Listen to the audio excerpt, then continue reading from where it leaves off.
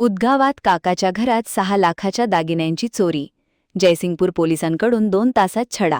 दागिन्यांच्या मुद्देमालासह पुतणीस अटक. गोठ्याकडे भूत काढायला गेलेल्या वेळेत 20 मिनिटाच्या मुदतीत चुलत पुतणीने काकाच्या घरात चोरी करून 6,20,000 किमतीचे सोन्याचे दागिने लंपास केल्याची घटना उदगाव, तालुका शिरोळ येथील नागोबा मंदिरजवळ असलेल्या श्रीकांत तातोबा चिवटे यांच्या घरी गुरुवारी सकाळी 8च्या सुमारास घडली.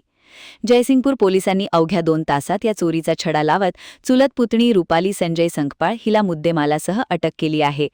याबाबत पोलिसातून मिळालेली माहिती अशी: गुरुवारी सकाळी 8च्या सुमारास वैशाली चिवटे या गोठ्याकडे दूध काढायला गेल्या होत्या.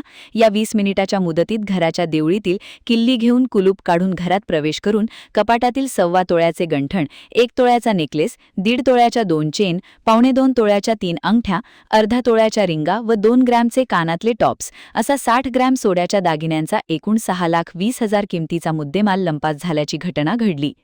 घटनेनंतर जयसिंगपूर पोलिसांनी धाव घेऊन पंचनामा केला.